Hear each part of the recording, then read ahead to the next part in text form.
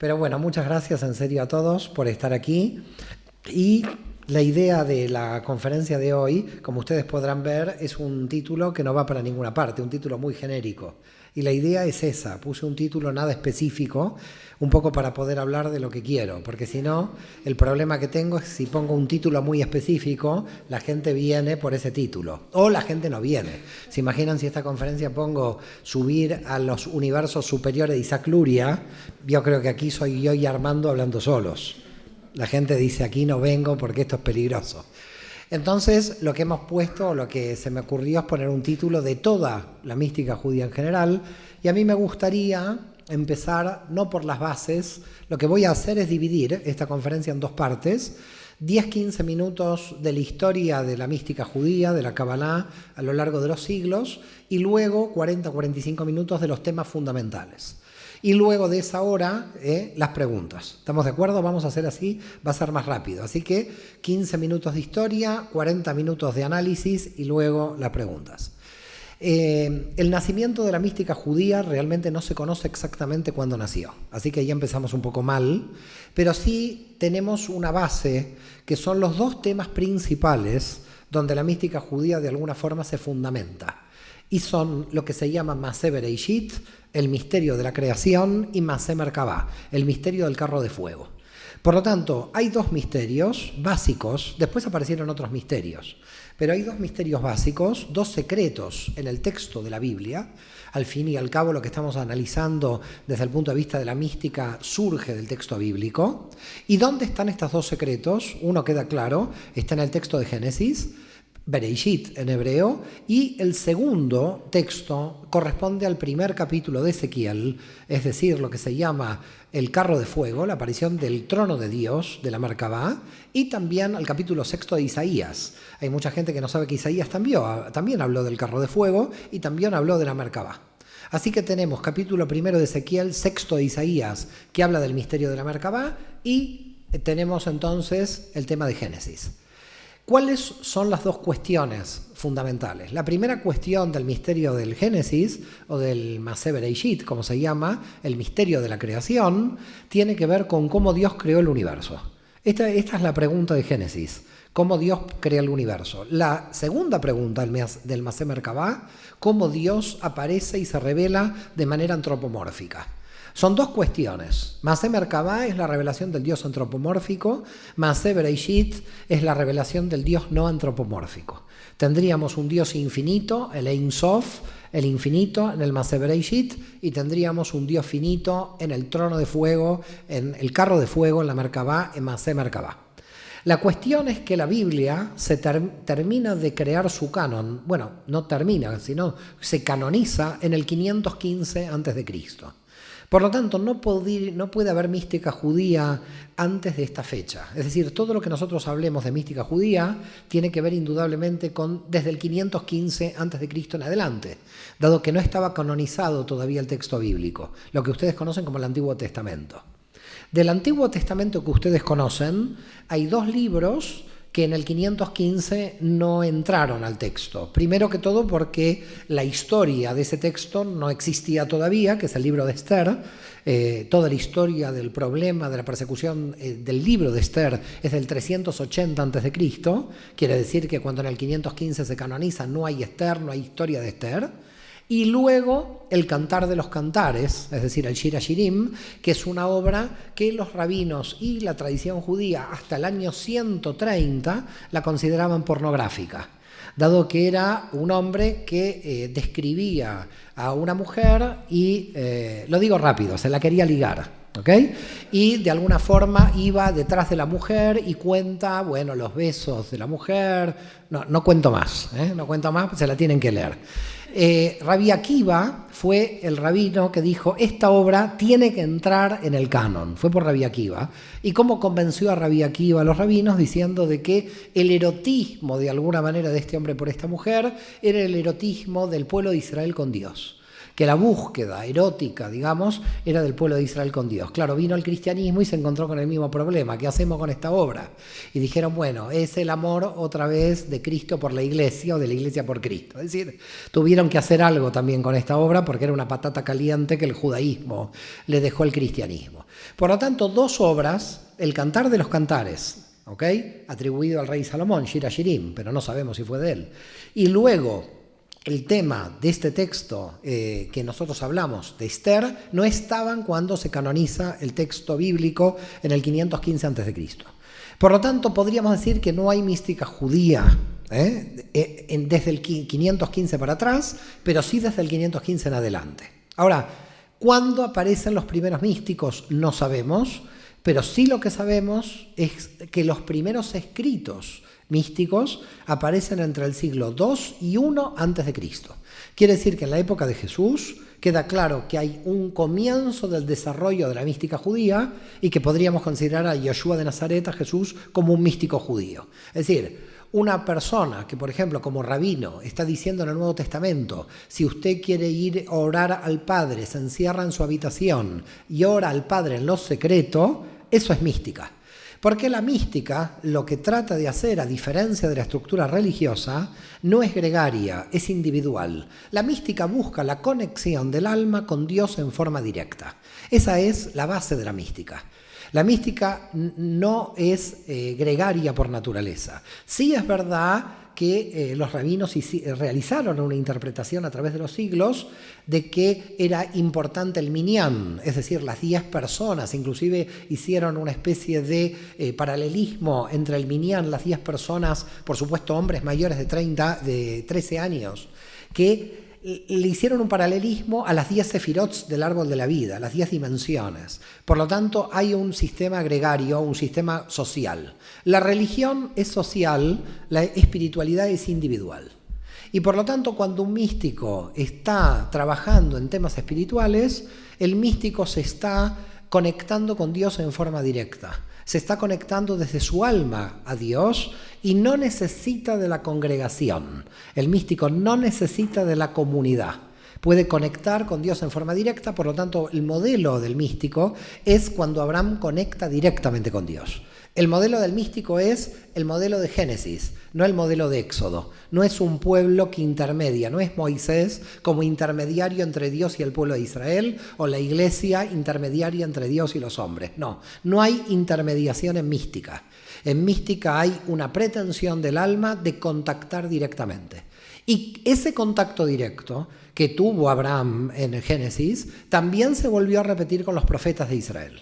Isaías, Jeremías y todos los profetas que ustedes tienen en el Antiguo Testamento tienen una característica: vuelven a tomar contacto con Dios en forma directa.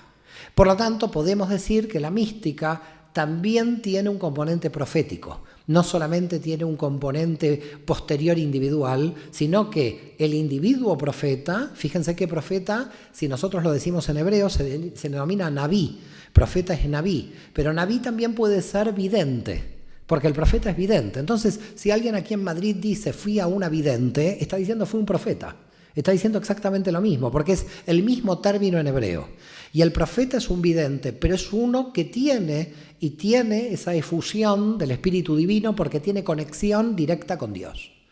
En consecuencia, el místico se vuelve a lo largo de la historia un peligro institucional, porque las instituciones están basadas en la intermediación y el místico lo que aboga es la no intermediación.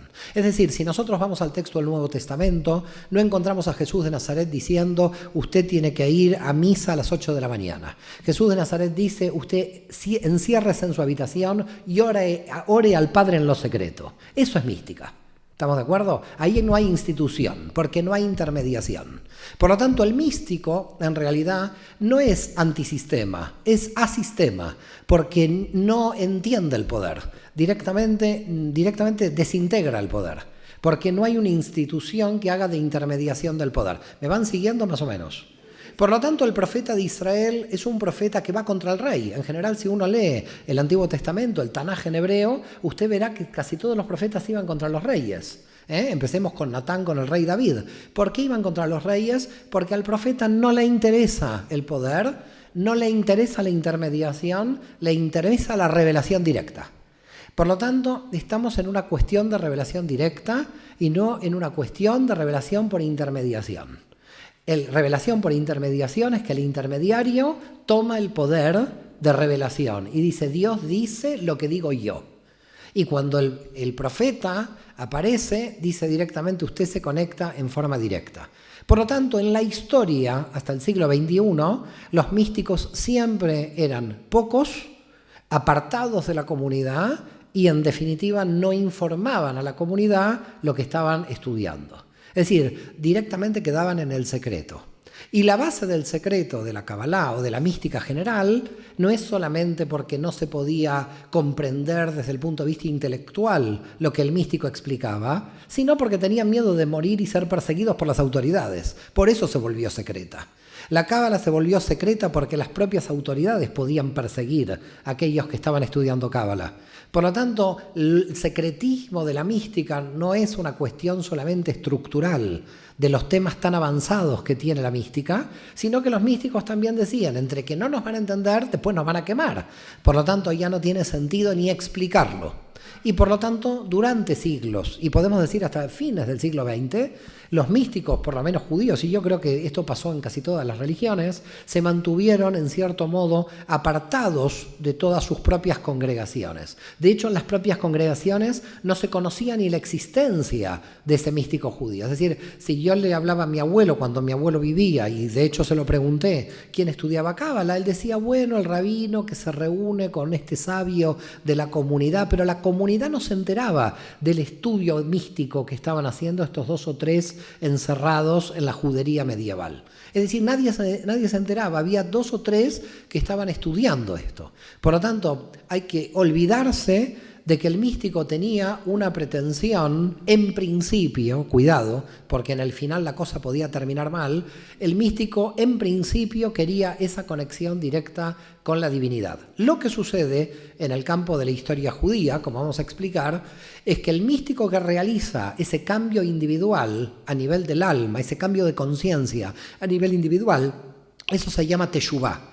Teshuvá en hebreo quiere decir retorno a la esencia del alma, retorno a sí mismo. Viene del hebreo shov, que quiere decir volver, retornar, lo que en el cristianismo pasó a ser conocido como conversión, es decir, un retorno. Los primeros que empezaron a entender de que podía haber un retorno, pero un retorno mundial, de ahí que aparecen 2 estructuras, 2 ideas que no se contraponen, sino que van en conjunto. La idea de la redención individual del alma a través del aumento del nivel de conciencia, que es la teshuvá, pero que la redención individual del alma, si de cada alma opera esa redención y ese cambio de nivel de conciencia, termina de aparecer el Tikkun Olam, termina de aparecer el Mesías.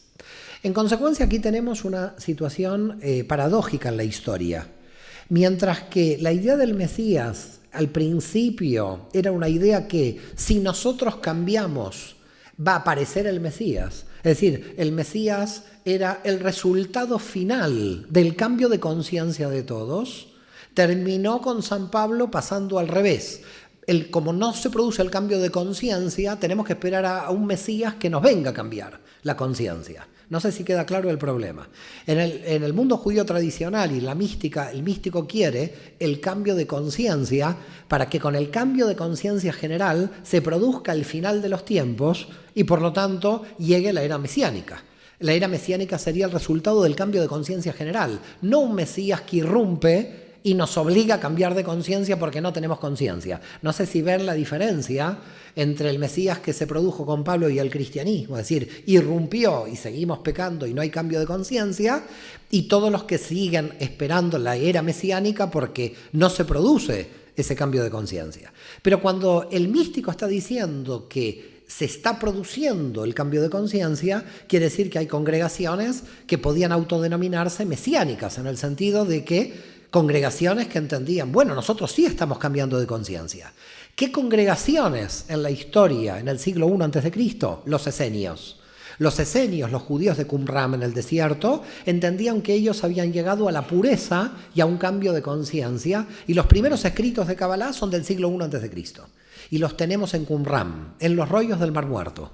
En los rollos del Mar Muerto aparecen los primeros escritos por los cuales se produce el cambio de conciencia, y como hay un cambio de conciencia, la conciencia impura o el bajo nivel de conciencia será derrotado por las fuerzas del bien. Aparecen textos como la lucha entre el bien y el mal, la luz y las tinieblas, texto que después aparece repetido por Pablo, la lucha entre la luz y las tinieblas, porque la luz implica un cambio de nivel de conciencia de grupos que se consideraban que ya ellos estaban haciendo este cambio de conciencia. Cae el templo de Jerusalén, el judaísmo, como ustedes saben, se esparce por todo el mundo, comienza la diáspora, desaparece entre comillas la mística, pero según la tradición, y esto está en las obras de Aryeh Kaplan, para aquellos que quieran informarse, esos místicos quedaron ocultos dentro de las congregaciones, es decir, quedó una especie de movimiento oculto.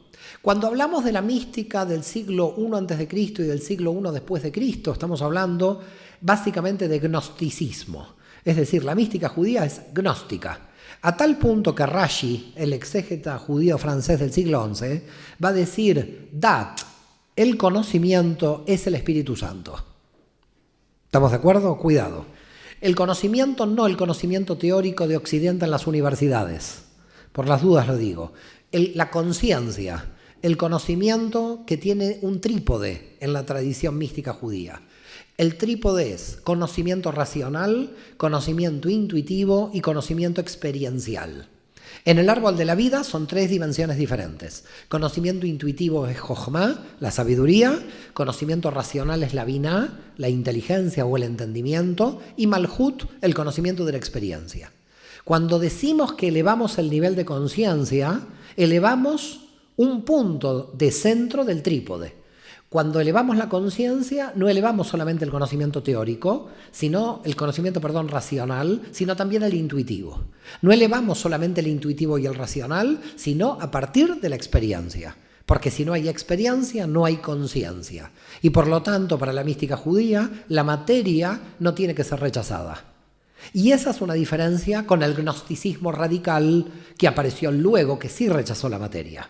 Que de ese gnosticismo radical aparecieron muchos problemas luego en el cristianismo, porque se filtró el problema de la culpa del sexo y el problema de la culpa del dinero en el cristianismo y sobre todo en la Iglesia Católica por el gnosticismo maniqueo. En la Cábala, siendo monoteísta, la cuestión sexual y la cuestión del dinero no quedaron condenadas, quedaron controladas. Y la materia era necesaria porque los místicos judíos dijeron que si nosotros no hubiéramos necesitado de la materia, no nos hubieran realizado como almas encarnadas. ¿Qué sentido tiene la materia si somos almas encarnadas? Si somos almas encarnadas, la materia tiene algún sentido. Por lo tanto, tiene un sentido. ¿El sentido cuál es? El de revelación. Por lo tanto, se revela en el campo de la materia. Y para la espiritualidad de la Kabbalah, la materia nunca quedó de lado. Por supuesto, no en la clipá, no en el desequilibrio de la materia, pero nunca se renunció a la realidad. Nunca se renunció a la realidad y por eso no se crearon monasterios judíos. No hay un monje judío. Yo sé que Armando ha hecho congresos de monjes y no puede convocar nunca a un judío. Él está frustrado con esto. Armando tiene este problema. Él hace reuniones de monjes y falla y el judaísmo no le da ningún monje. No, lo sé por él, tiene ese problema. Tiene que ir al psicólogo y yo no se lo puedo solucionar este problema al señor Armando. ¿No has hecho reuniones de monjes? ¿Y en el judaísmo qué pasa? ¿No traes a ninguno? Nunca, no lo vas a conseguir. No lo vas a conseguir. Bueno, ok. Dado como está la realidad, me puedo volver monje. Quizás seas yo el primer monje que tengas, Sí, me voy a poder, quizás me apunte en el próximo congreso. Dado como veo la realidad de estas alcaldesas que hay aquí, me voy a hacer monje. Bueno, muy bien, seguimos entonces. Ok, en consecuencia, ¿qué pasó con la Kabbalah? ¿Qué pasó con la mística? Con la mística quedó realmente en el secreto. ¿Quién la estudiaba? Nadie sabía, pasaba por tradición oral. Por otra parte, había un problema, nadie quería escribir, porque escribir para un místico produce ya un problema, porque el problema es que el que lee ya cree que es un dogma. Entonces Alexander Safran, el gran cabalista de Ginebra, va a decir: la cábala no enseña, insinúa. Entonces, claro, el místico dice: no voy a escribir porque cada vez que escribe, ¿qué hace el ser humano? Muy simple, cree la escritura literal. Entonces el místico dice, acá no hay literalidad. Acá muchas veces estamos hablando de simbolismo. Entonces, la gente que hace, coge la cosa simbolizada por el símbolo y se hacen unos líos, pues la gente es muy literal, muy literalista. Por lo tanto, dicen los místicos, ¿cómo vamos a escribir si cada vez que escribimos alguien lo puede tomar como un dogma de la fe? Y por lo tanto, nos vamos a, de alguna manera, cavar nuestra propia fosa. Para ser libres tenemos que continuar por la tradición oral. Era tanta la tradición oral que se había juntado en 10 siglos que para el siglo XI empezaron a aparecer los primeros escritos místicos. Es decir, algunos místicos dijeron, ¿cómo yo le voy a pasar a mi discípulo la cantidad de información que yo ya tengo? Y hay tanta cantidad de información que no tengo forma de pasarla si esto no se escribe. Por lo tanto, empezó la tradición escrita. Esa tradición oral se empieza a escribir, comienza la escritura en el siglo XI, y comienzan en el siglo XI levemente con algunos escritos, sobre todo en Soria. ¿Saben dónde está Soria? Como no pasa el ave, por ahí nadie sabe dónde está Soria. En la época medieval Soria era muy importante, pero no hay ave ahora, entonces nadie sabe dónde está Soria. Tengo que explicar dónde está Soria. Soria en la época medieval era muy importante, tienen que ir a visitar. Soria también existe, como Teruel. Y en Soria había una escuela de cábala muy profunda, Jacoba Cohen de Soria y su hijo, que escribieron los primeros escritos de cábala, donde hablan del árbol de la vida en esos escritos de cábala. Estamos hablando más o menos del año 1100 aproximadamente. Y más o menos en esta época, ya en el siglo XII, aparece el Sefer Yetzirah y el Sefer Bahir, que ya habla del Maaseh Bereshit, del análisis de la creación del universo y de cómo Dios creó el universo, cómo hizo el Tzimtzum y la autocontracción. En el año 1176 aparece el Bahir en Gerona, y luego tenemos en Castilla la aparición del Zohar un poco más tarde, en 1290. Quiere decir que entre 1100 y 1300, es decir, durante 2 siglos, la gran mayoría de los escritos de cábala, sacando algunos escritos de la escuela alemana hasídica de Worms en el sur de Alemania, casi todos los escritos y las obras más importantes de la cábala se desarrollan en Sefarad. Se desarrollan en la península ibérica. La gran mayoría, todo lo que es los grandes niveles alcanzados. Entonces, ¿por dónde empezamos? Porque hay muchos tipos de cábala que aparecen, dado de que cada místico recibe otro tipo de tradición oral. Entonces, ¿qué tipo de tradición oral recibe la escuela gerundense, la que viene de Gerona? La escuela gerundense o de Gerona, también llamada la escuela de Occitania, lo provenzal, recibe el árbol de la vida. El árbol de la vida la recibimos desde Gerona. Esta es una escuela de Kabbalah que solo le interesa el análisis del árbol de la vida. Aparece otra escuela de Kabbalah en 1270 con Abraham Abulafia. Abraham Abulafia, un místico que nació en Zaragoza, en Aragón, que luego estudió en Tudela de Navarra y que luego enseñó en Barcelona entre 1270 y 1271. Abraham Abulafia él habla de una cábala de los nombres de Dios, así que empieza a operar con los nombres de Dios y también con la gematría, con la numerología dentro de la cábala. Y la gematría, indudablemente, influenció en Sefarad a través de Ashkenaz, porque eso viene de Alemania. Aquí tenemos en España un gran hombre en todo el tema de gematría que se llama el señor Jaime Villarrubia, que tenemos hoy el orgullo de tener aquí a la hija, así que un aplauso a nuestro amigo Jaime. No estamos aplaudiendo a la hija, estamos aplaudiendo a Jaime, a la hija en representación, ¿no? Pues la hija me mira como diciendo, yo no quiero ningún aplauso. Pero bueno. En consecuencia, tenemos un segundo nivel de Kabbalah, que es Abulafia, ¿ok? Yo creo que la biografía de Abulafia la conocen todos. ¿La conocen, la biografía de Abulafia, más o menos? La conocen, ¿no? Yo creo, hay gente que no, gente que sí. Bueno, explico 2 minutos la biografía rápida de Abulafia.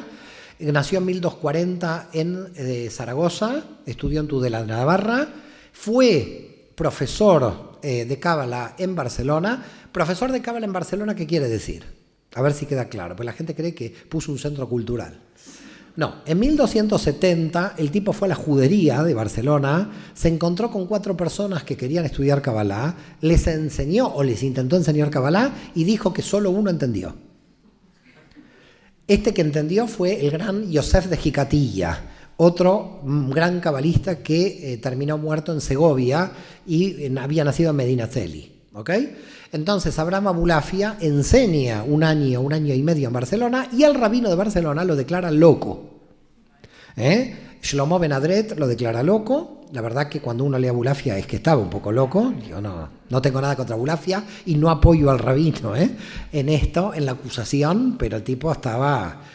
cuidado, tiene técnicas de meditación muy potentes, de desdoblamiento, habla de desdoblamiento de alma, temas que estamos trabajando muy ahora y el tipo lo hacía, habla de que la neshama de él podía salir y podía hablar con él mismo, y que entonces podía hablar con su alma, y él describe cómo hablaba con su alma, así que un tipo, cuidado. Y este hombre hizo todo un viaje por el Mediterráneo, ¿ok? Y finalmente llegó a Roma y decidió convertir al Papa al judaísmo en el año 1280. Y el Papa, el Santo Padre de ese momento, Nicolás IV, le dijo, ¿usted está en serio diciéndome que me convierta? Sí, conviértase y se termina la historia, y ya está, ¿para qué seguimos con este problema? Entonces digo, yo lo voy a meter en la cárcel. Le dice, usted sabe que lo voy a meter, usted me mete en la cárcel y yo en 3 días usted se muere. Lo pusieron en la cárcel. ¿Qué pasó a los 3 días? Nicolás IV, ¿qué pasó? Se murió. Entonces los franciscanos lo sacaron de la cárcel, le dijeron no vuelva más a Roma. Y el tipo se salvó. Y el tipo se fue a Sicilia, en el sur de Italia. Por eso es interesante la biografía de Abulafia. Esta noche los veo en Google poniendo Abraham Abulafia. No me digas, ¿eh?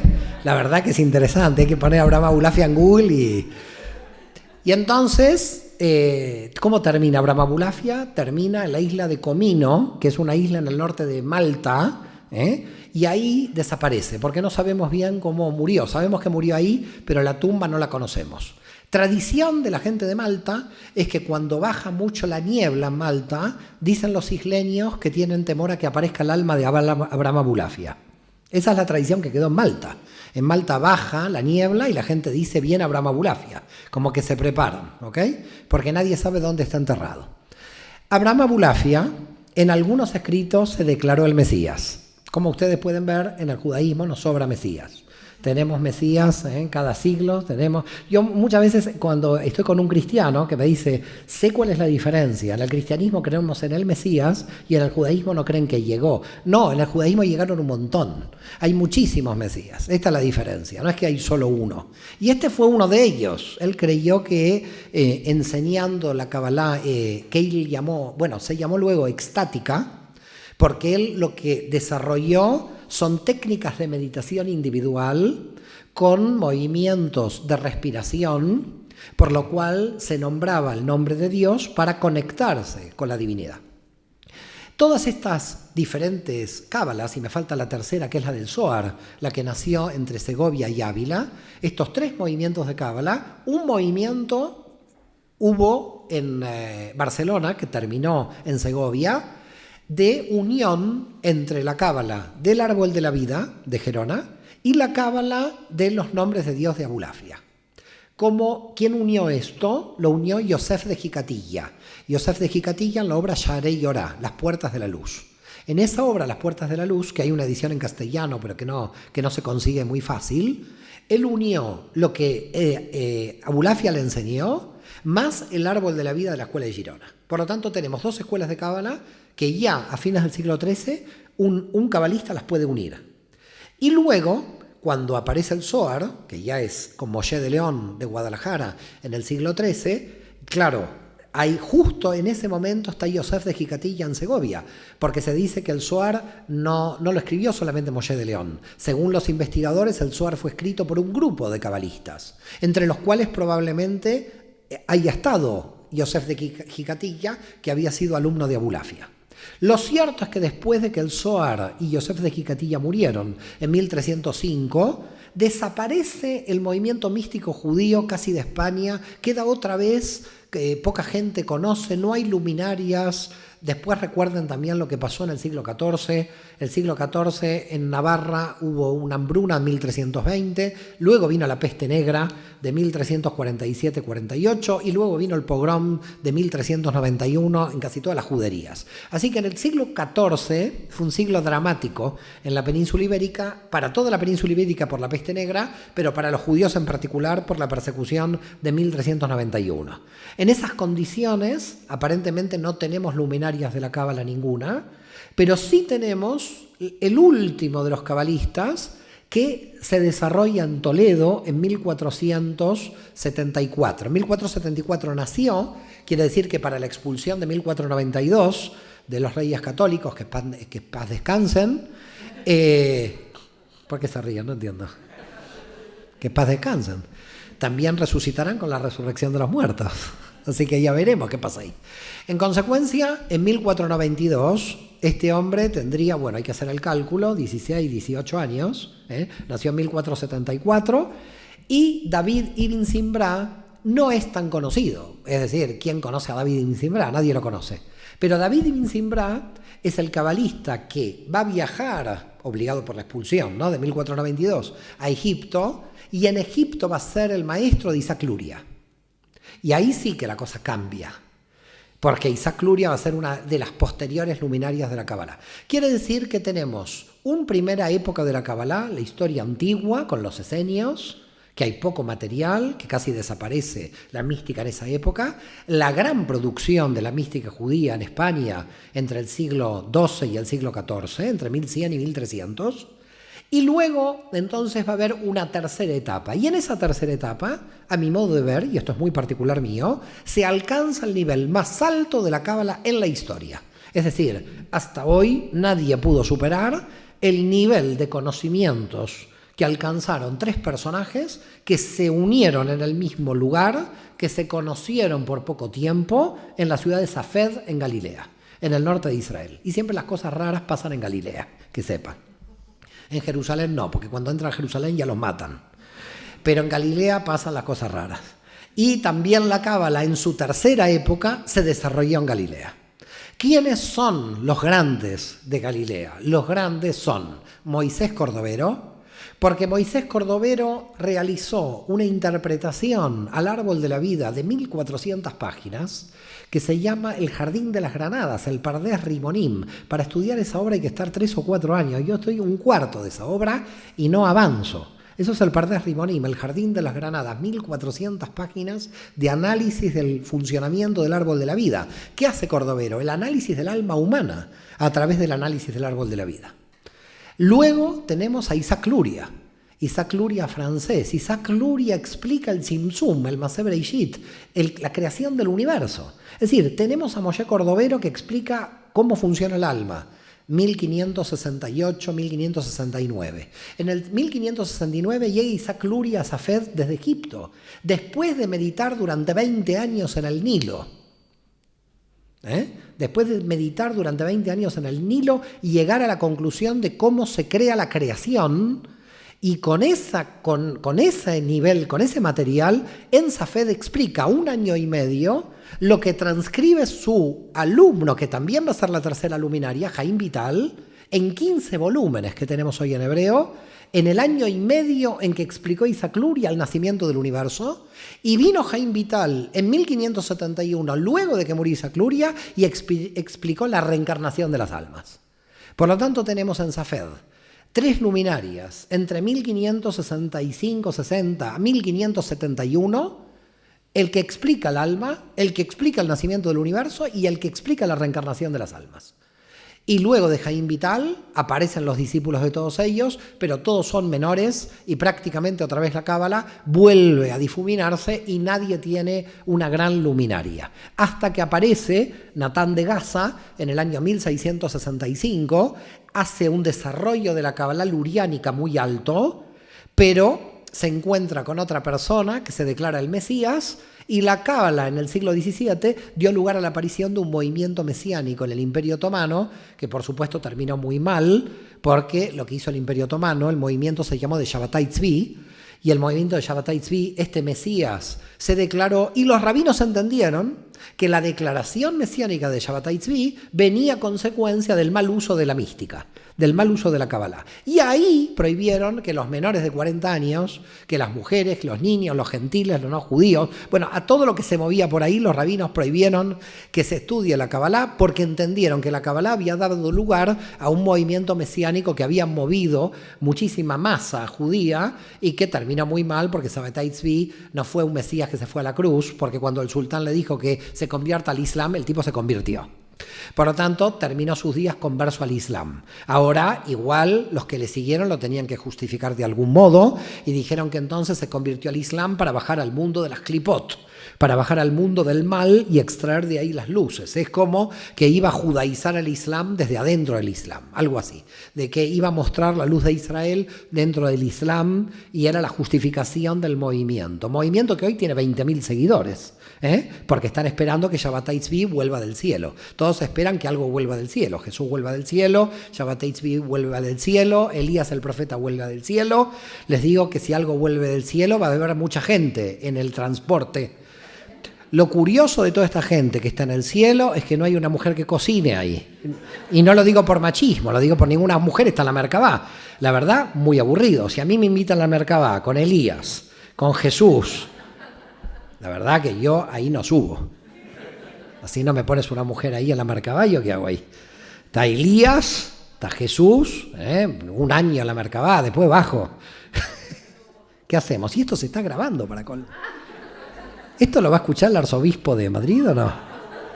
Pues yo no vuelvo más a Madrid aquí ya, con lo que estoy diciendo. Primero la alcaldesa, ¿no? Y ahora el arzobispo. Me estoy ganando a toda la gente aquí. Bueno, en consecuencia, se tapó la Kabbalah, pero no se difuminó totalmente. Al contrario, a principios del siglo XVIII, dije que iban a ser 15 minutos, la historia son 40 minutos. Siempre, nunca cumplo. Y en consecuencia, en el siglo XVIII apareció el Baal Shem Tov. No sé si conocen a este personaje, quién era, el Baal Shem Tov, el poseedor del nombre. Era como que estaba encarnado el nombre de Dios, ¿no? El que llevaba el nombre de Dios, el del buen nombre. El rabino del buen nombre, el Baal Shem Tov, es un rabino que va a fundar lo que se va a llamar el movimiento hasídico en Ucrania, que el movimiento hasídico tiene una pauta. Si alguien quiere ser religioso, tiene que estar alegre. Entonces, para estar alegre, ¿qué cosas en la Torá no están prohibidas y dan alegría? El tabaco, dice, no está prohibido, da alegría, todos a fumar. Lo digo en serio. Si usted ve a alguien ortodoxo fumando es que es del movimiento hasídico, porque el Baal Shem Tov dijo el tabaco no está prohibido en la Torá. ¿Qué da alegría? El alcohol, todos alcohol. Venga el alcohol, claro, viene de Ucrania, también hay que entender, ¿no? Ucrania, Rusia, y en general por las condiciones sociológicas del lugar, pero dijo, ¿está prohibido el alcohol en el texto de la Torá? No, entonces esto da alegría, también utilicemos lo que da alegría. ¿El texto de la Torá prohíbe bailar? No, entonces también a bailar. Y la gente entonces alcoholizada, bailando y fumando. Claro, miles de judíos se hicieron hasídicos, queda claro. A mí no me tocó porque mi familia está en Turquía. Pero la gente de Europa Oriental, todo el mundo fumando, bebiendo y bailando. Lástima que acá estaba la Inquisición en esa época, si no hubiera llegado aquí al movimiento hasídico también. Pero aquí estaba la Inquisición, ustedes estaban en otra historia aquí. Y esto no es leyenda negra inglesa, esto es real. Aquí la Inquisición se estaba cargando mucha gente, con lo cual ustedes de hasidismo tenían poco aquí. Aquí había tortura. Aquí había tortura. Bueno. Volvemos entonces al hasidismo. ¿Y qué dice? Porque claro, había que desactivar la idea del Mesías. Siempre que aparecía, siempre aparece un Mesías en el mundo judío. Y el hasidismo ideó una idea que cada alma es la chispa del Mesías. Entonces, increíble, yo soy chispa del Mesías, usted es chispa del Mesías, somos todos chispas del Mesías, pero no hay Mesías. En consecuencia, ¿qué hizo el hasidismo? Creó una cábala popular. La gente empezó a estudiar cábala a nivel popular, a vivir de manera mística. La mística entró en el pueblo, ¿ok? En un nivel bajo, no en el nivel de la élite española del siglo XIII. No crean que todo el mundo sabía la gematría de Abulafia, sino que lo que intentó hacer el hasidismo es popularizar los elementos, sobre todo de la ética, ¿ok? De la ética, no las elevaciones de alma, de nivel de conciencia. Todo eso quedó para la élite intelectual que sí sabía de estos temas. Entonces apareció una obra en 1796 que se llama el Tanya, y el Tanya es una de las mejores obras donde habla del alma humana de manera bastante compleja, y por lo tanto el hasidismo se fue expandiendo, hasta que en un momento apareció en la historia judía la reforma en Alemania. Siempre en Alemania aparecen las reformas. Ustedes han tenido a Lutero en Alemania, nosotros hemos, claro, no que nos envidiamos que tuvieron la reforma, queríamos tener una reforma, Mendelssohn, la reforma judía en Alemania. Y la reforma judía en Alemania dijeron, nosotros somos la ilustración y la cábala, que es mística, tiene que ver con la superstición. Empezó en la Ilustración francesa. La Ilustración francesa, la Ilustración alemana, dijeron nosotros somos racionalistas y todo lo que tiene que ver con componentes místicos pertenecen a la superstición, pertenecen a la gente religiosa supersticiosa y no tiene nada que ver con nosotros. Empezó en el mundo judío a haber pensadores anticábala, es decir, gente que se oponía a la cábala porque la cábala no pertenecía a la Ilustración. De hecho, fueron los que taparon la cábala durante el siglo XVIII y el siglo XIX y gran parte del siglo XX.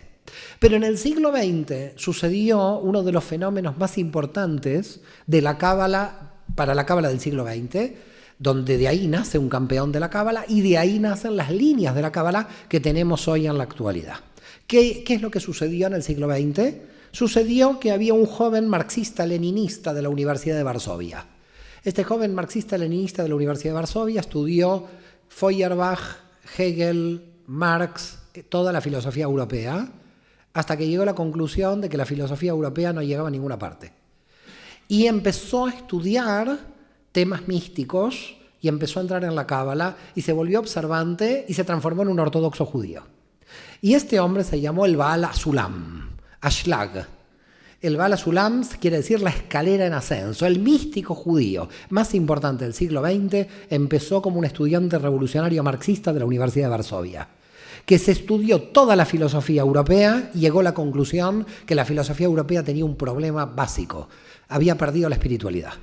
Y por lo tanto había que volver a la espiritualidad y la espiritualidad tenía la respuesta y la filosofía europea no tenía la respuesta. Por lo tanto aparece Ashlag. Y Ashlag comienza y dice en la década del 20, cuando tiene esta transformación espiritual, dice, a partir de ahora los niños, las mujeres y los no judíos van a entrar a estudiar cábala. Y es el que permitió que todo el mundo empiece a estudiar cábala contra los rabinos del establishment que estaban en contra de lo que él había proclamado. ¿Por qué Ashlag proclamó esto? Porque dijo que si el mundo no llegaba a la espiritualidad, la tecnología iba a destruir el mundo antes. Por lo tanto, la propuesta es que ahora las fuentes de la cábala, que estaban en el secreto durante 20 siglos, se expandieran a todos para salvar el planeta. Es decir, había que ser espiritual antes de que el mundo tecnológicamente se cargara de alguna manera la civilización. El único antídoto, digamos, dijo, la supervivencia biológica depende de la espiritualidad. Es la única arma que tenemos contra el control de la tecnología que nos puede destruir. Y por lo tanto empezó a tener discípulos. Uno de los discípulos principales fue su hijo, Baruch Ashlag. De Baruch Ashlag salió otro discípulo más potente que hoy es muy importante dentro de todas las redes, que es Michael Lightman, del movimiento de Bnei Baruch. El movimiento de Michael Lightman se llama Bnei Baruch porque son hijos de Baruch. Baruch es Baruch Ashlag, el hijo del Baal Hasulam, el hijo de este hombre del que estoy hablando. De ahí salieron casi todos los movimientos de la cábala que existen en la actualidad, porque el Baal Hasulam lo que hizo es conectar toda la mística hebrea, antigua y medieval con toda la filosofía europea. Es decir, dio respuesta, modernizó y llevó a un lenguaje moderno todos aquellos componentes que estaban como atrasados en el lenguaje místico. Pues la mística, de alguna manera, trabaja en cada generación con su propio lenguaje. Y Ashlag, que venía de la filosofía, podía trabajar con lenguaje filosófico la modernización de la cábala. Por lo tanto, la cábala con Ashlag tuvo un gran... Menos mal que no vino de la ortodoxia Ashlag, que se volvió ortodoxo. Es decir, es un laico el que entró en la espiritualidad y llegó a la mística. No fue un ortodoxo el que llegó a la mística y modernizó la mística. Fue un laico devenido ortodoxo el que entendió la necesidad del laico a nivel espiritual para poder ahí conectar la filosofía europea con la espiritualidad judía, y entonces hizo que el lenguaje moderno que tiene la mística judía sea tan potente. Muchísimas gracias a todos.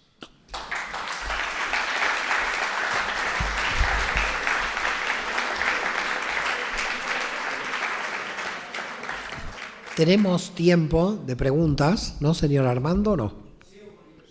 Ah, tenemos un poquito. ¿Por qué un poquito? Bueno, no sé si hay preguntas. ¿Hay preguntas?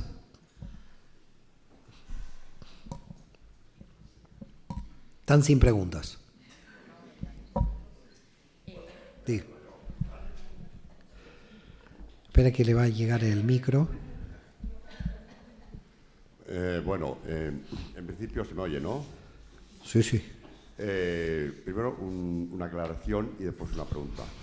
La aclaración. Lo del místico, evidentemente, es la conexión individual del alma con Dios, ¿eh?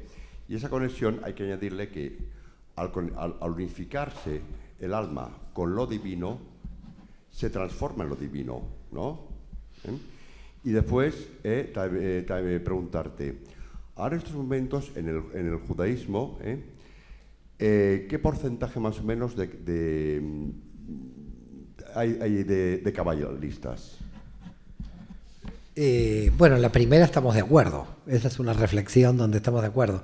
Es una cosa curiosa lo que está pasando. Justamente vengo de Málaga y estuve hablando con Eduardo Madirolas, que aquí tienen una persona en el Escorial que es un místico muy potente, ¿no?, de la Kabbalah. Que es curioso que todos aquellos que trabajamos en los temas místicos no somos observantes. Es decir, no somos gente que viene del mundo ortodoxo. En la ortodoxia, claro que hay gente que sabe Kabbalah, pero de alguna forma la Kabbalah dentro de la ortodoxia se enraiza o se anuda en el cumplimiento de los mandamientos. Entonces, podemos de alguna manera decir que la Kabbalah es universal, indudablemente es universal, porque estamos hablando del alma humana, pero que en la ortodoxia, y es donde no puedo cuantificar qué cantidad de cabalistas pueden existir, porque hay otro problema también. ¿A quién se define como cabalista? Mira, yo te voy a explicar no hay un título de cabalista. En la historia, Abraham Abulafia no fue un cabalista, fue un hombre que trabajó la Kabbalah y fue denominado cabalista a posteriori. Siempre el cabalista es denominado después de su muerte. No es denominado cuando está en vida, porque no es un título que alguien puede llegar a obtener. No es el título de rabino. Para ser rabino hay que dar un tribunal, hay que ir a un tribunal y dar un examen. Entonces uno se vuelve rabino. ¿Okay? Un cabalista no tiene examen, no hay un tribunal por el cual alguien se va a graduar, digamos, de cabalista. Por lo tanto, nadie sabe exactamente, no se podría ni cuantificar tampoco el conocimiento que alguien puede tener de la Kabbalah o no en gente observante que puede estudiar sola y que puede pasar totalmente anónima. Puede haber muchísima cantidad de gente que está estudiando Kabbalah de manera anónima y que por lo tanto con el tiempo podría llegar a ser por la historia considerada cabalista. No sé si me siguen en el análisis. No es un título profesional ser cabalista, a diferencia de que el rabino sí es un título profesional. Alguien puede estudiar para rabino, estudia tantos años para rabino, se enfrenta a un tribunal rabínico, el tribunal rabínico lo designa rabino y es rabino. ¿Estamos de acuerdo? En el cabalista no hay un título oficial. Entonces, cuantificar quién puede serlo, porque no necesariamente para ser místico hay que también ser rabino. Entonces, existen rabinos no místicos, porque son rabinos que son como un párroco, es decir, ordenan la administración. Hay un rabino que circuncida, casa y entierra. Y de repente de la mística no tiene relación con la mística, puede estar tan tranquilo. De hecho, yo hace poco me reuní con un rabino que me dijo, no, yo la mística yo la parto. Me dijo, la cábala la parto. No, pero me lo dijo con toda la buena intención. Me dice, a mí yo me ocupo de mi congregación. Yo me tengo que ocupar de nacimientos, de circuncisiones, de divorcios, de casamientos, de lo que le pasa a la gente. No me puedo ocupar, porque es verdad, claro, el místico tiene una ventaja. Yo no tengo que dirigir una congregación. A ver si queda claro. El rabino está dirigiendo una congregación todo el día. Entonces, el párroco también, bueno, el pastor en la iglesia evangélica también. Este hombre está ocupado de un tema comunitario todo el día. En consecuencia, hay rabinos que están todo el día ocupados de temas comunitarios, pero no necesariamente tienen un componente místico, sino que son administradores de la identidad religiosa. ¿Queda claro? Y tampoco se les puede pedir eso, porque no están para eso. ¿Me siguen o no? No están para eso. Ahora, hay rabinos que sí quieren esa conexión, la quieren tener, estudian y entonces se vuelven rabinos cabalistas. Pero hay rabinos no cabalistas. Y hay gente que es cabalista que no es rabino. Por lo tanto, que está estudiando cábala o que se conecta o que hace... ¿Se entiende la diferencia? Entonces, claro, ante todo este análisis, cuantificar quién es cabalista es imposible. No lo podemos saber. Si hay un señor budista en la India que está estudiando cábala, quizás es un cabalista. Y yo no lo puedo saber. No se puede cuantificar y tampoco se podría evaluar. Tampoco se podría evaluar desde un punto de vista porque ¿cómo yo evalúo la conexión interior del alma de alguien? Usted está conectada a 8 y él está conectado a 6. Es muy difícil inclusive comprender la conexión. Hay un alumno mío hace muchos años que me dijo una frase, y yo la pasé en un libro porque me encantó la frase, me dice, no hay que ser cabalólogo, hay que ser cabalista. Claro, porque también está ese tema. Uno también puede saber mucho de cábala, pero y el contacto puede no tenerlo. Hay académicos de la cábala, como Gershom Scholem o Moshe Idel, que son académicos de la cábala, pero nunca se consideran cabalistas. No se consideran cabalistas, se consideran estudiosos de la cábala. Entonces, estudiosos de la cábala no son cabalistas. Ahora, si tienen esa conexión, o por lo menos la manifiestan, podrían ser considerados. ¿Me entiende lo que le digo? Es engorroso el problema, porque no se lo resolví. ¿Se queda claro? ¿Me entiende el desorden que produce esto? Digamos, no, es que no tengo una respuesta. Quise hacer un análisis, porque solamente es el análisis. Yo no puedo cuantificar quién es cabalista, quién es místico, no puedo cuantificar ni en el número, ni en quién es, ni en qué conexión tiene con la divinidad esa persona en particular.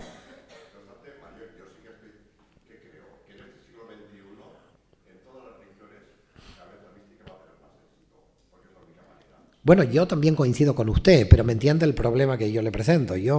Sí, perdón. No sé, Armando, si quieres distribuir tú.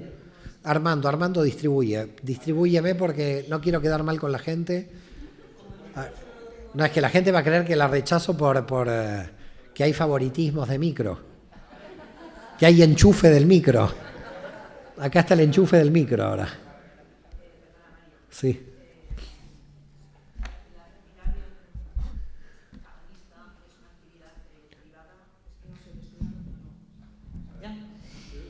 La actividad del místico es una actividad personal,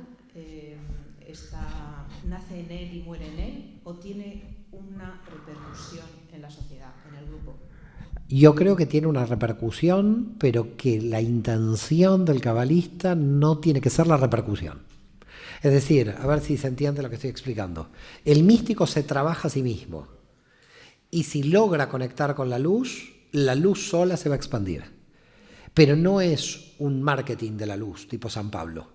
Es, de alguna forma, que él solo, por sí mismo, expande lo que puede salir de él. ¿Se entiende? Pero no como una cuestión evangelizadora. No es una luz evangelizadora de convencerlo al otro, porque el otro se va a encontrar siempre en su nivel. Entonces, el punto de la mística es que es muy respetuoso del alma humana. Yo puedo explicarle mística a alguien. Miren, yo les voy a contar un caso sin nombre y apellido porque no tengo problema de contar el caso. Un caso de una alumna que yo tuve en Barcelona durante unos 4 años. Yo creo que llegó a esta mujer a saber más cábala que todo el grupo al que pertenecía, pero yo siempre la vi no integrada. No estaba integrada. Tenía tanta mente que su mente y la conexión de la luz, y ahora no lo digo yo por una evaluación, me lo dijo ella, cuidado, ¿me sigues lo que digo?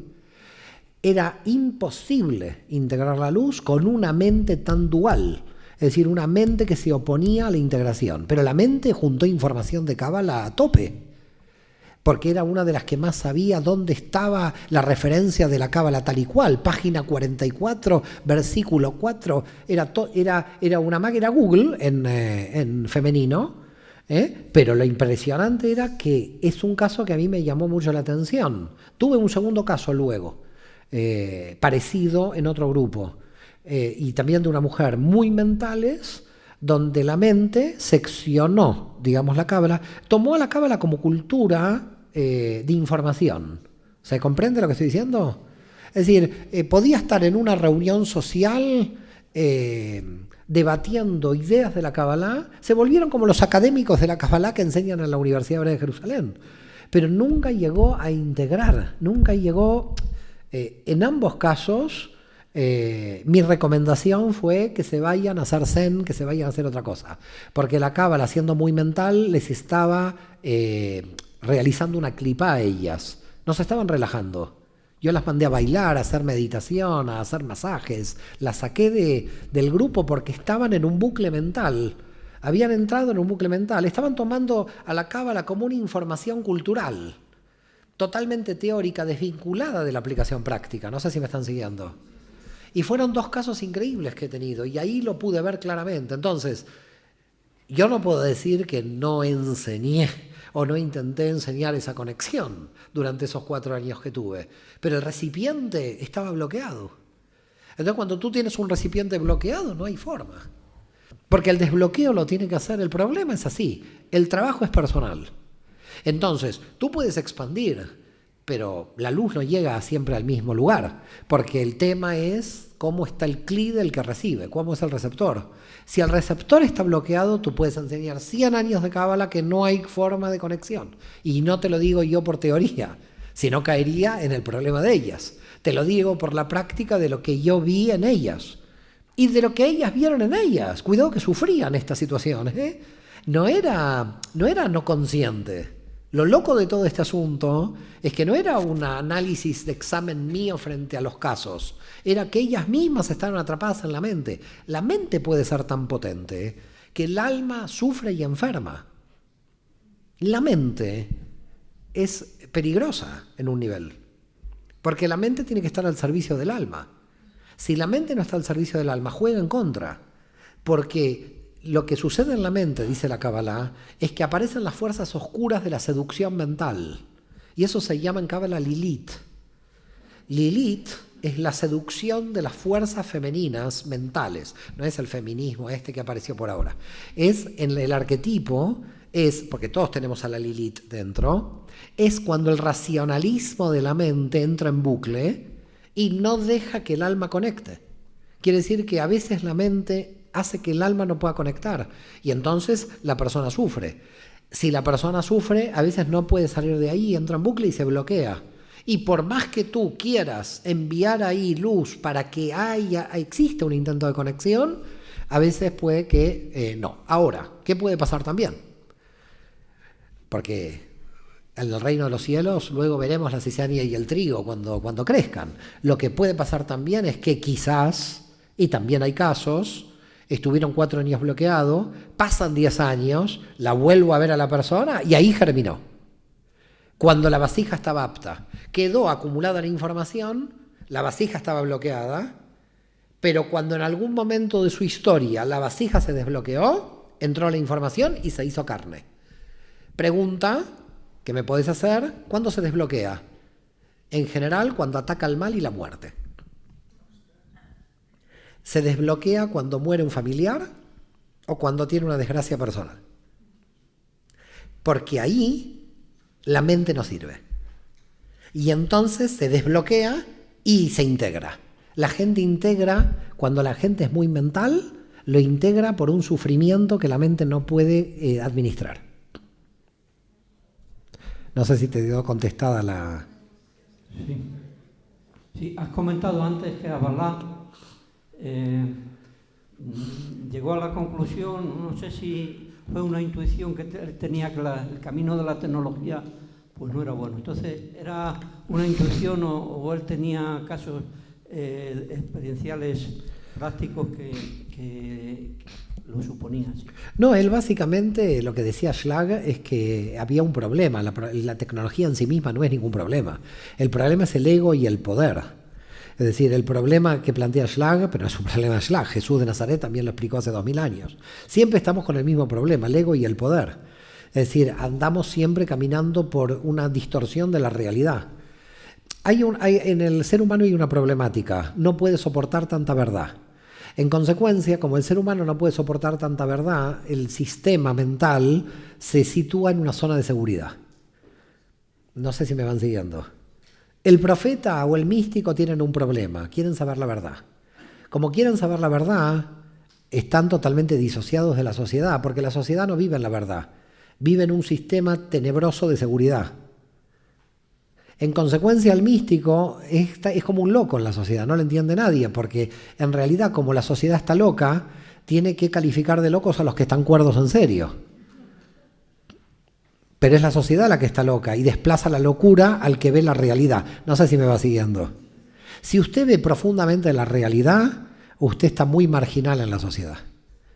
Porque la sociedad no puede soportar tanta realidad, dado que la gente necesita autoengañarse para seguir viviendo. A ver, voy a poner un ejemplo para que se entienda.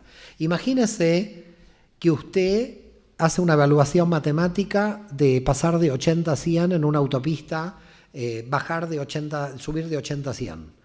Yo le digo que de 80 a 100 usted nunca va a llegar, porque si usted cuenta 80,00000001 al infinito, diabólicamente nunca puede llegar a 100.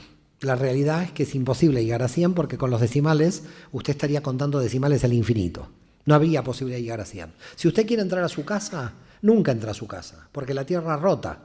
Por lo tanto, cada vez que entró a su casa no entra al mismo lugar. Si usted empieza a pensar la verdad de este mundo, el propio dinero, ¿qué es el dinero? El dinero es falso. Todo el dinero es falso. Hemos creado un autoengaño general diciendo de que en ese papel vale lo que vale, pero es un autoengaño general el dinero. Entonces, la economía está basada en un autoengaño. El problema de la sociedad es que no puede, de alguna manera, revelar tantos autoengaños. Ahora, el místico sí lo necesita si se quiere contactar con la divinidad.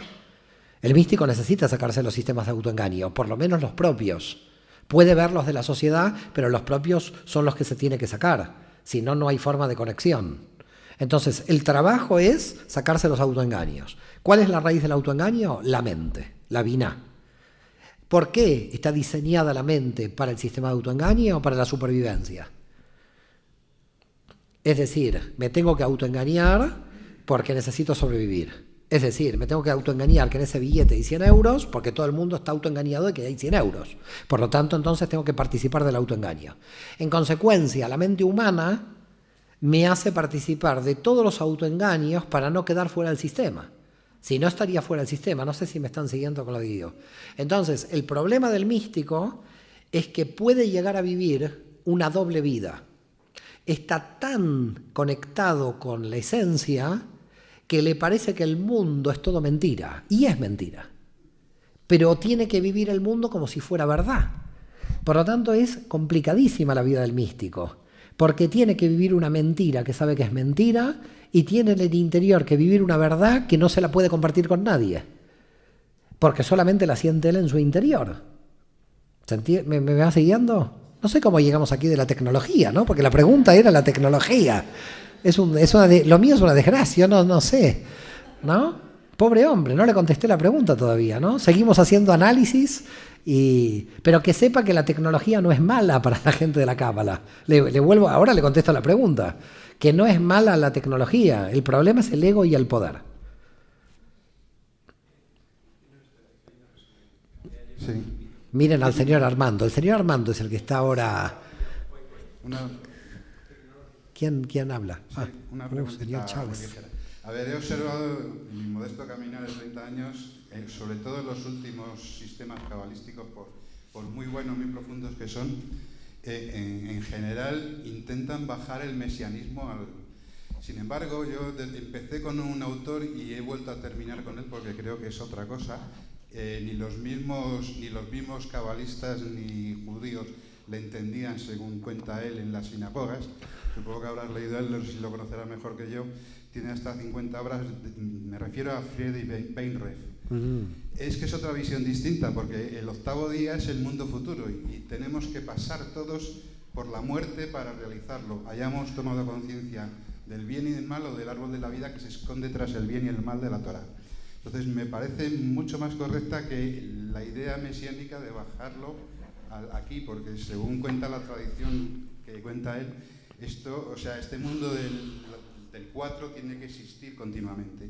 Entonces sería imposible que se manifestara aquí un reino mesiánico. O sea, es un ir y venir, pero la diferencia está en si cuando te vas con la conciencia de unidad o te vas con la conciencia de bien y mal, ¿no? Weinreich tiene muy buenas obras, Un pequeño boceto de qué opinión tiene de Weinreich. Bueno, a ver, de Weinreich una opinión increíble. Lo he leído, no todas las obras, no las 50, he leído 3 o 4 que tengo en mi biblioteca. Hay una que recomiendo si la pueden encontrar en castellano, es del 88, la publicación sobre Jonás, que tiene una numerología increíble, no sé si la tienen, sobre la tradición mística judía con respecto al libro de Jonás, que es para mí increíble. Totalmente de acuerdo con Weinreich, yo lo he leído y estoy totalmente de acuerdo. Y es más, yo creo que Weinreich está en conexión con Abulafia, cuando Abulafia dice el Mesías está en tu interior.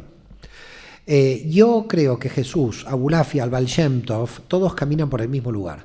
Cuando Jesús en San Lucas dice el reino está dentro de vosotros, de ahí que vino el anarquismo cristiano de Tolstoy, porque Tolstoy se dio cuenta de que todos los reinos, él sufrió la Iglesia Ortodoxa rusa, más poder que eso es imposible. Entonces Tolstoy dijo, bueno, esto no puede ser el cristianismo. Con lo cual Tolstoy de algún modo vuelve a esa idea de Jesús en San Lucas cuando dice el reino está dentro de vosotros. Los cabalistas a lo largo de los últimos 2000 años dijeron lo mismo que Jesús, el reino está dentro de vosotros. Cuando Abulafia dice el Mesías está en tu interior y cuando el hasidismo dice eres una chispa del Mesías.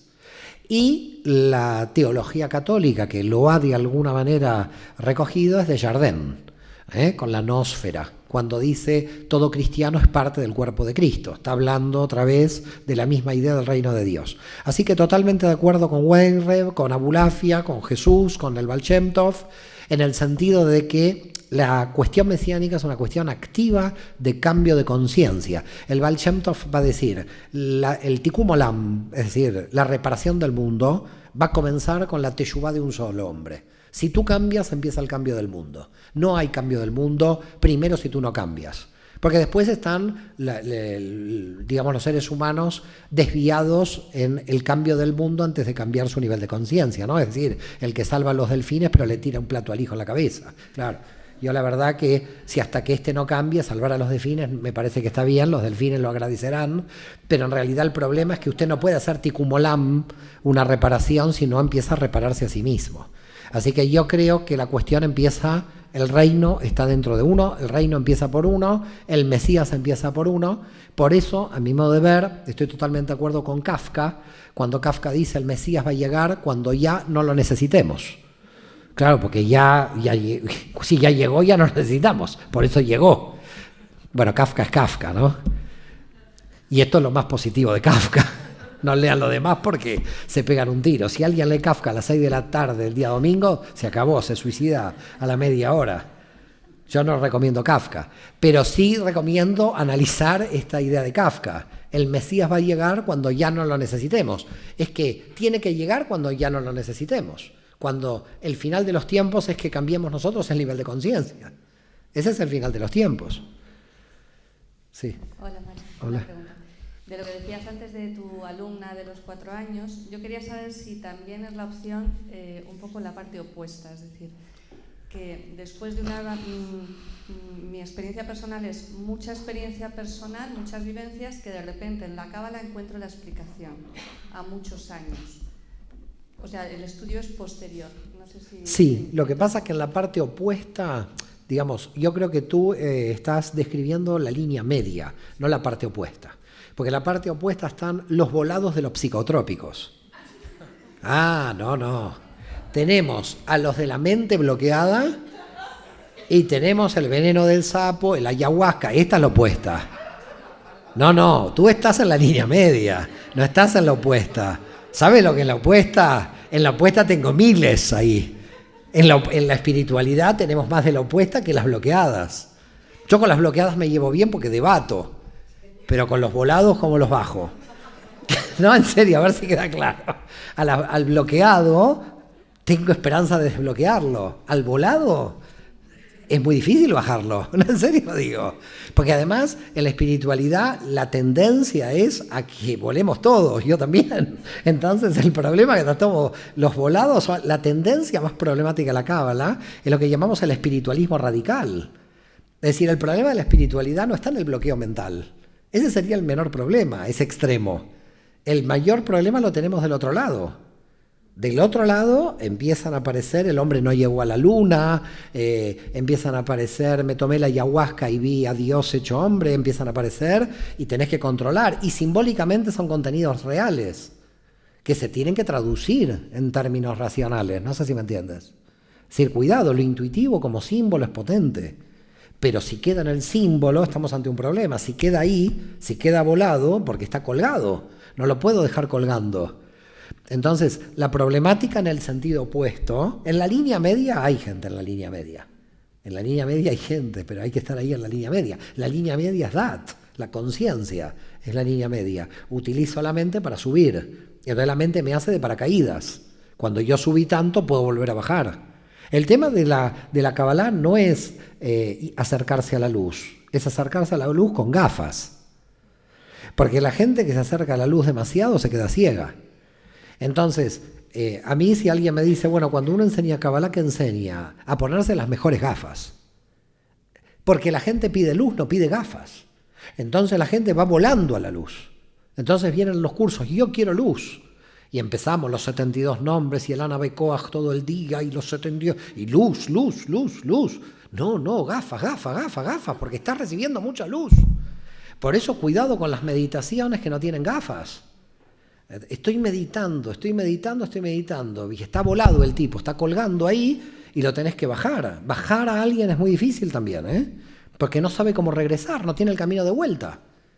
No sé si me siguen. No tiene el camino de vuelta. Y los componentes que vio son importantes cuando voló, ¿se entiende? No estoy criticando el vuelo, estoy preparándolo para el aterrizaje.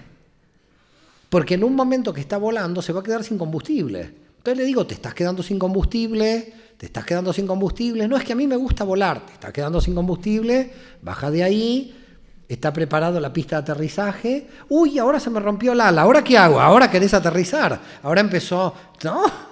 Cuando alguien está volando, tiene que calcular el nivel de combustible, no sé si me entiendes. Bueno, no sé cómo seguimos.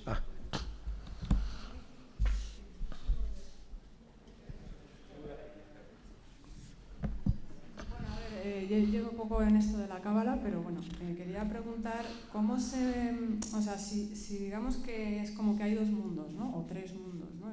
El mundo espiritual, el mundo real del sistema que conocemos, ¿no? Y quizá el inconsciente, ¿no? Por ejemplo.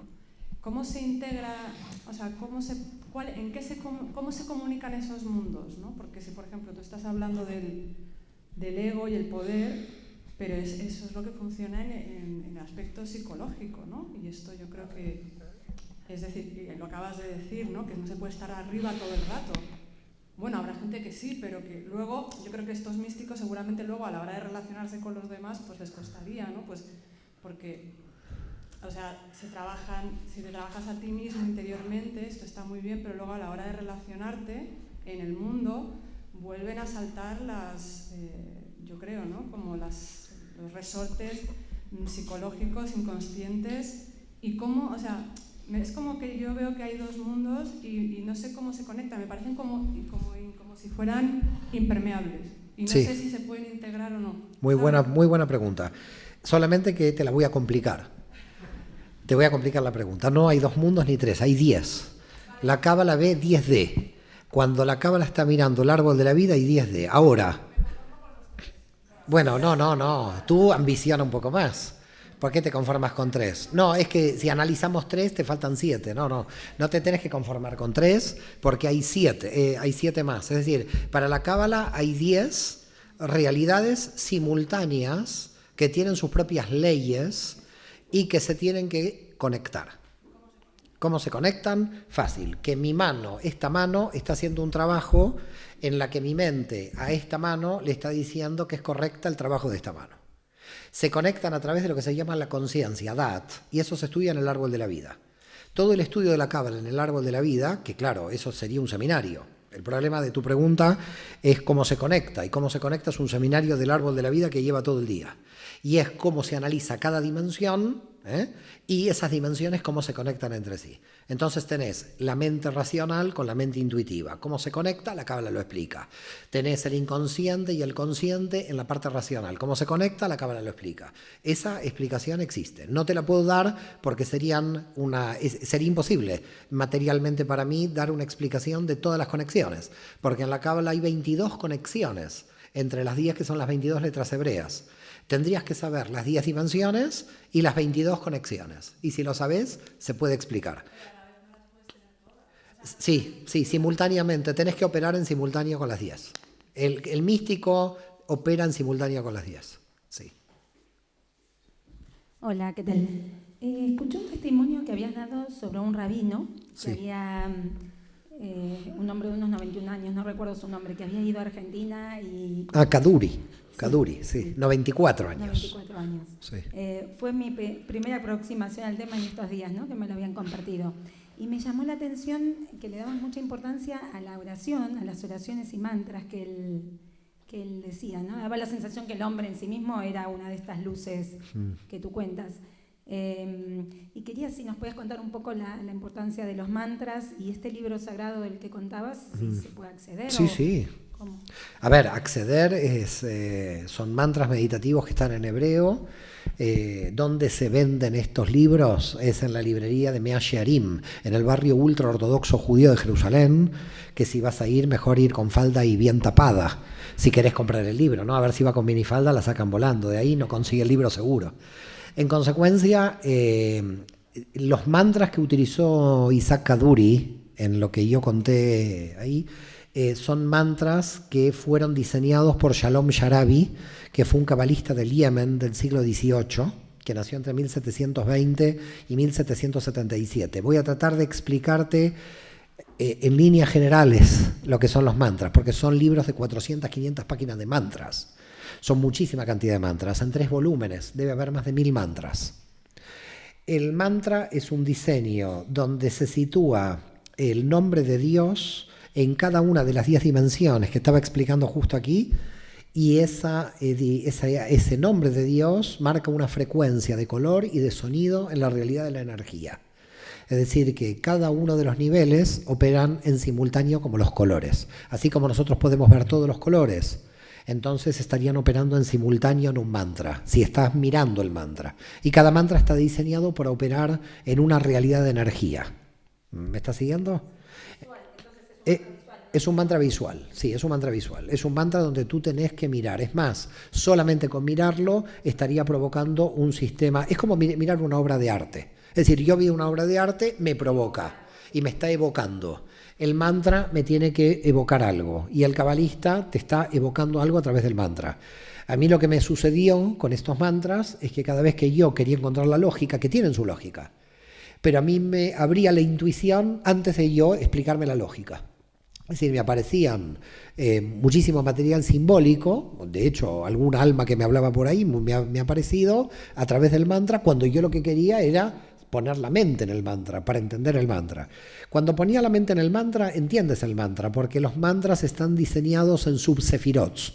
De las 10 dimensiones, cada una de las dimensiones tiene dentro suyo un pequeño árbol de la vida de otras 10 subdimensiones. Entonces ahí llegas a tener 100 tipos de energías diferentes que operan en esta realidad. Lo puedes llevar para adelante, 1000 subdimensiones, etc. Sí. Sí, esa sería la idea del mantra. Lo que pasa que yo, como occidental, me resisto a esa idea y en consecuencia quiero entender el mantra, porque ya viene mi mente. Entonces, los que saben dicen te evoca. Yo tuve la experiencia que me evocó. A pesar de eso quiero entenderlo, pero porque está en mi sistema occidental de tratar de comprender, en cierto sentido también para transmitir. Tu pregunta, ¿cómo yo te la podría responder? Si sería solo evocación. Estaríamos en un sistema de superstición, porque no estaría explicado. A mi modo de ver, toda la cuestión simbólica de mantras y lo que trabaja Bulafia, porque los mantras de Shalom Sharabi vienen de un análisis de Luria, de los nombres de Dios de Luria, a su vez del Zohar, bueno, es toda la tradición. Indudablemente para mí el concepto clave a nivel científico, para que si no caigamos en la superstición, es el concepto de sinestesia. Es decir, nuestra neurona está preparada para traducir los sabores, los colores y las formas geométricas, y por lo tanto cuando uno ve un mantra ve una forma geométrica, y cuando uno ve una letra hebrea ve una forma geométrica. Por lo tanto, el hebreo operaría en 2 niveles. En un nivel donde tú tienes la letra en función de la palabra, y por lo tanto, como cualquier lenguaje, crea una estructura de palabra que tiene un sentido, pero cuidado que esas palabras vienen hoy de raíces gramaticales triliterales, que en la antigüedad eran biliterales. Por lo tanto, las raíces de las palabras en hebreo no tienen 3 letras. Las raíces de las palabras en hebreo tienen 2 letras. Y Abulafia dijo, las raíces de las palabras en hebreo más antiguos tienen 1 letra, porque las letras son símbolos. Entonces, en la Cábala se analizó cada letra como lo que simbólicamente debe evocar fuera del marco de la palabra. Pero las primeras palabras del hebreo no surgieron por una arbitrariedad de letra, como pudieron ser nuestros idiomas que vienen del siglo XII o XIII, que son como cambios del latín, sino que en realidad tienen una estructura inicialmente simbólica. Si la letra nació como símbolo, luego la unión de letras en las primeras palabras que dieron lugar a las raíces bilíteras son entonces también simbólicas. Es decir, son dos símbolos que se están uniendo para crear una palabra. Luego empiezan a aparecer palabras con el tiempo que pierden el carácter inicial de combinación simbólica. No sé si me están siguiendo. En consecuencia, las primeras letras son símbolos. Por lo tanto, una letra te evoca. En hebreo tú pones una letra y te evoca. Y evoca algo esa letra. ¿Ok? Cuando esa letra evoca lo que está evocando, después la estamos utilizando dentro de un sistema de palabras. Cuando pasamos de bilíteras a trilíteras, después pasamos a la arbitrariedad de la creación de palabras. Y hoy se crea una palabra hebrea totalmente arbitraria, por una necesidad del lenguaje. Pero el lenguaje no nació así. El lenguaje nació en las raíces de las letras. Y las letras nacieron inicialmente como ideogramas simbólicos. Quiere decir que lo que está haciendo el cabalista es ir a la raíz de la energía de la letra simbólica, no a la construcción de la palabra. Porque el cabalista no está buscando el sentido de la palabra. El cabalista está buscando el sentido simbólico de la letra. Y el sentido simbólico de la letra, situado en un sitio del árbol de la vida, en una representación de la energía, en ese sitio del árbol de la vida. No sé si me van siguiendo. Hay una doble cuestión. Está la letra en su calidad energética, en lo que simboliza energéticamente hablando, pero está la situación también en el árbol de la vida, que en el árbol de la vida se corresponde con una dimensión. Entonces, Yud-Hei Vav-Hei, el sagrado nombre de Dios, por ejemplo, tiene una evocación, tiene muchos análisis, te evoca muchas cosas. El tetragrama te evoca muchas cosas. Ahora, el tetragrama puesto en el amor, o el tetragrama puesto en el sexo, o el tetragrama puesto en cualquier lugar de la realidad, en donde quieras poner el tetragrama tiene una frecuencia. Y esa frecuencia está basada en las letras vocales, que son las que marcan la frecuencia. Entonces tenemos frecuencias de energía en las letras vocales que se corresponden con cada dimensión y letras que evocan una raíz simbólica de cuando nació la letra. Y eso se combina. Se combina lo que te evoca con la frecuencia de esa letra en cómo trabaja en una dimensión. Esa sería rápidamente la explicación de un mantra. Pero un mantra tiene explicación.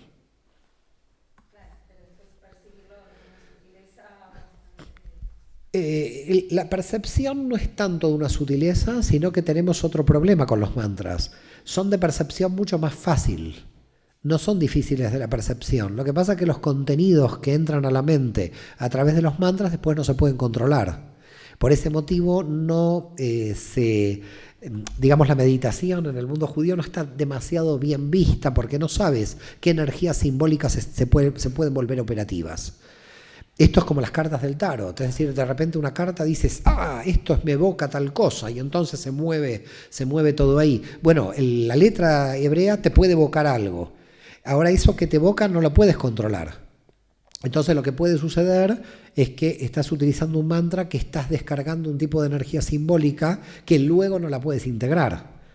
Entonces yo te diría que al contrario, el mantra es mucho más potente que nuestra capacidad de procesar ese mantra. Por ese motivo no es el mantra para cualquiera. Hay que estudiar muchos años de cábala para acceder al mantra. Si tú vas a ese mantra rápidamente, puedes estar moviendo un tipo de energía que luego no la puedes llegar a controlar. Y eso ya no te lo digo por teoría, te lo digo por experiencia. Nada. Gracias por todo esto. Y una pregunta, si has estudiado, porque has hablado de reformas en Alemania, que la mayoría de las reformas aparecen en Alemania, y es curioso que en el siglo XVIII, siglo XIX aparece la ilustración y aparece homeopatía y todo eso desde el punto de vista médico, que tiene relación con la ilustración y con el microscopio y con todo. Y resulta que en el siglo XX en la evolución de lo que es la psicología y todo, aparece el doctor Hammer, que dice que la enfermedad, todas las enfermedades tienen como principio un conflicto biológico de supervivencia. ¿Has estudiado o es como una evolución también desde la revelación cabalística o no sé cómo terminar la respuesta? No, tranquila, puedes seguir, ¿eh? El señor Armando te está sacando el micro. No, es que le he dicho que ya no sé cómo terminarlo. Ah, es decir, no sabemos cómo se termina. Bueno, nadie sabe cómo se termina. Solo los cristianos que tienen el Apocalipsis saben cómo se termina, los demás no sabemos. La respuesta está ahí, ¿no? El Apocalipsis. No. ¿Cómo no? No, porque tú también estás estudiando, estás haciendo cursos de psicología que me parece, ya seguí uno de ellos y vi la importancia de tener un equilibrio entre la mente y la intuición y lo que es Jochma y Binah. Bueno, en el libro de Psicología y Cábala explico eso, que es respuesta a la respuesta que no le puede dar a esta joven. Porque tengo un problema de tiempo, porque lo que plantea esta joven es clave, es explicar todo el árbol de la vida, pero pobre, ella está dudosa de que se pueda hacer, de que se pueda equilibrar tantas fuerzas contradictorias, pero yo le digo que se puede hacer eso, que es difícil, no que es fácil, pero que se puede. Y para contestarle a su no pregunta, porque hizo una reflexión, pero bueno, seguimos la reflexión. La Ilustración no venció totalmente a las fuerzas intuitivas de la historia. Siempre existió la teosofía, la antroposofía, la masonería. La madre de Jung era teósofa, venía de Blavatsky. Es decir, claro, la gente no lo sabe, ¿ok? La madre de Assagioli también, otro psicólogo humanista importante italiano, teósofa de Blavatsky. Nunca en Occidente, a pesar de la Ilustración, terminaron con las fuerzas del simbolismo y de los movimientos espirituales intuitivos. Eso nunca se pudo, la Ilustración no lo pudo terminar. Sí. Bueno, pues quería hacer una reflexión que me ha hecho mucha gracia lo que has comentado de los locos y los cuerdos. Sí, te veía reírte, me contagiaba. Parecía contratada por mí, porque me contagiaba para que yo me ría. Y yo decía, ¿de qué se ríe? Quizás se está riendo ya de mí directamente, pero bueno. No, es que me sintonizaba mucho y me ha recordado al libro del loco de Cali que sí. Habla de eso, ¿no? De que es al revés. O sea, el que la sociedad, porque la gente le llama loco, al final es el cuerdo, ¿no? Entonces me hacía mucha gracia porque estaba totalmente de acuerdo contigo. Y también me te hacía gracia porque somos dos locos, por eso te hacía gracia. Sí. Encontró un loco en el camino. Y también me ha hecho mucha gracia cuando has hecho lo del Apocalipsis, el comentario, porque precisamente me preguntaba por ahí. Es decir, me ha venido a la mente y yo, pues digo, bueno, me dejo guiar, será por algo. Si tú ves algún tipo de relación, según la Cábala, en cuanto al tema del fin del mundo. ¿Qué opinión hay ahí al respecto? Mira, el tema más que el fin del mundo, te lo puedo poner más difícil, es el fin del universo. Y para los cabalistas el universo va a tener final. Así que aunque sobreviva el mundo, veo difícil. Lo que pasa es que estamos hablando que los físicos lo calculan en 185.000 millones de años. Quiere decir que tenemos tiempo para estudiar cábala mientras tanto, no hay que preocuparse. Pero que puede haber final del universo. Isaac Abravanel, en su exégesis, dice todo va a volver a cero. Y entonces vamos a quedar como una información dentro del infinito. Todo esto es un sueño del infinito.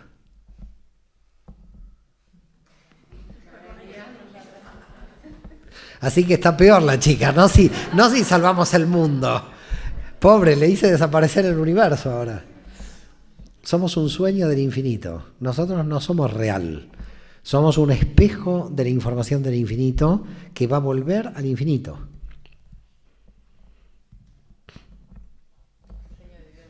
Somos un sueño de Dios, pero creemos que estamos despiertos.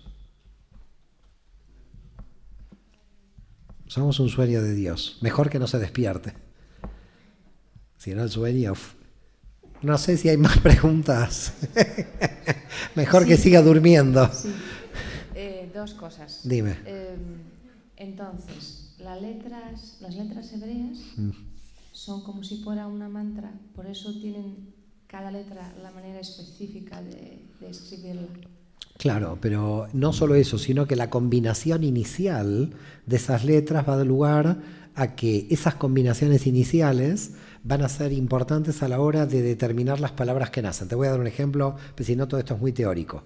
La letra Aleph tiene un símbolo, me lleva mucho tiempo explicarlo. La letra Taf tiene otro símbolo, pero lo importante es que una es la primera y otra es la última.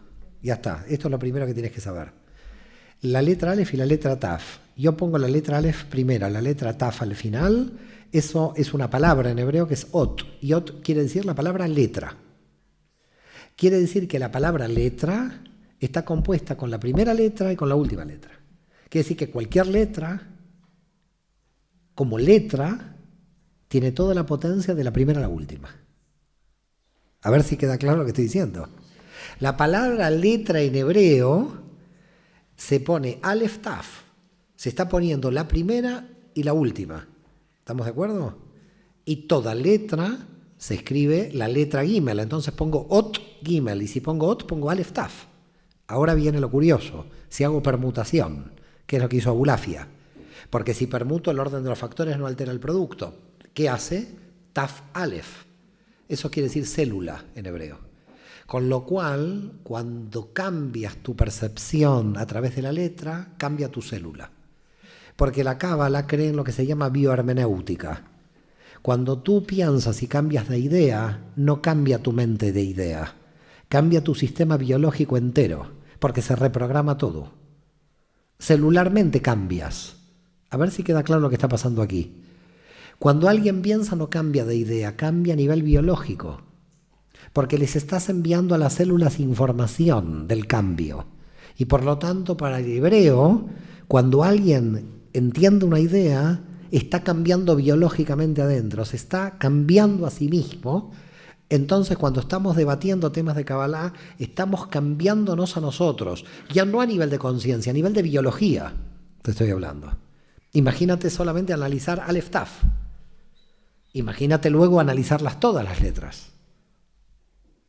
Bien, y ego, ¿cómo combatirlo? Siendo consciente. Al ego no hay que combatirlo. O simplemente yo, o sea... Al ego hay que controlarlo, no hay que combatirlo. En realidad en la Cábala no se combate contra nada, ni contra el mal, porque el mal es el bien en posición incorrecta.